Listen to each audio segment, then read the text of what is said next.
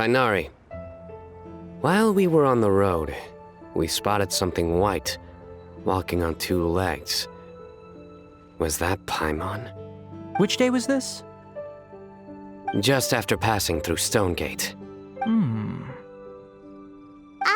Cyno, are you sure your eyes were working that day?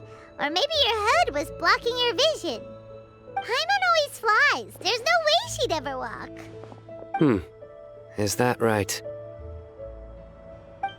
I thought that you'd made me snacked on too many local ground nuts.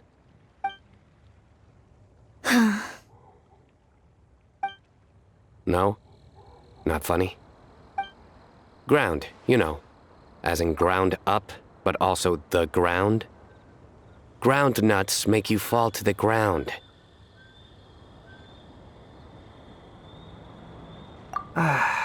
Think of this as part of the process of getting to know Cyno. The bright side, these jokes show that he thinks of you as his friends. Still, we could test the hypothesis. What hypothesis? That plant species indigenous to Mondstadt may have an effect on the motor functions of flying lifeforms. Hey! Paimon's not your test subject! Anyway, by your logic, wouldn't that mean that eating, say, Zaytun peaches, that would make a sick Paimon peachy in no time or something? Hey! Not you two! I think the Traveler and Paimon's conversations are more entertaining than Cyno's jokes. I see. You must have been keeping quiet about this grievance for quite some time now. You seem much cheerier now that you're here in Mondstadt, Cyno. Actually, it feels like you're a completely different person. That's because I'm Cyno the Adventurer. It's not?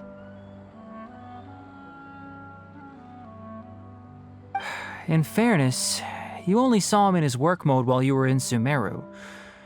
He's actually like this most of the time when he's in a good mood. Yep, it's true. Sometimes when he's eating, he'll grumble about how the bowl is too shallow for the amount of food it contains and other random stuff like that. I understand. Then allow me to reintroduce myself. Before, you knew me as General Mahamatra Cyno. Now, please see me as Cyno the Adventurer. Yeah, so that's another thing he does. He'll keep repeating something he thinks is funny until you stop trying to resist. So you have two different mental states? Almost like different phases of matter. Interesting. I want to learn to do that too. I think in your case, the two states we would end up with would be highly conscientious sucrose and stupefied sucrose. Oh, by the way, was there any reason in particular that you chose Mondstadt as your destination on this occasion? Oh, well, Lisa once told me that the Windblume Festival is one of Mondstadt's biggest events of the year. I wanted to take this opportunity to give everyone a Windblume as a token of my heartfelt gratitude for everything they've done to look after me. Plus, it was a good chance for Collei to get out and meet some new people. Collei Lily. What? Collei's Windblume. Maybe she should call it a collei lily. It sounds very Mondstadt. There's also cauliflower, which would technically make more sense, but somehow it doesn't sound as nice.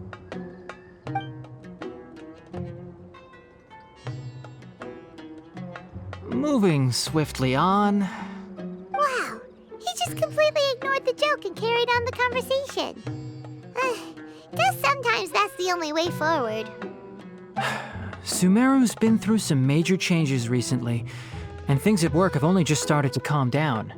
I don't get many opportunities to take a vacation, and this was a chance to join Collei on her trip while also learning a few things about Mondstadt's flora and fauna that I'll be able to pass on to my peers and students on my return. Two birds with one stone. How about you, Cyno?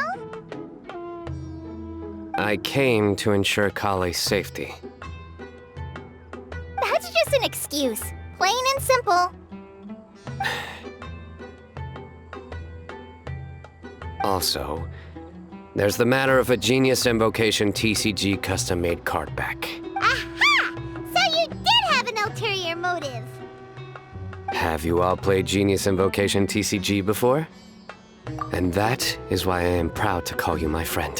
When I first began contemplating getting a new card back, I asked around before eventually deciding to ask the legendary Mr. Calx for guidance. A friend of mine, Sawada, whom I played cards with on occasion, had been to Inazuma for the Irodori festival. He told me that Calx was a mondstatter, so I should try my luck there. Calx? Isn't that... You mean, he's a friend of yours? I see.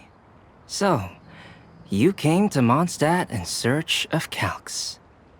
No, that is inaccurate. I came here principally to protect Collei. You most certainly did not. Collei's been here on the quiet numerous times, and this is the first time you felt the need to join.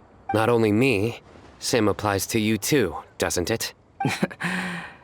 If my writer friend were here now, I'm sure he would describe this curious coincidence as having the makings of a good story.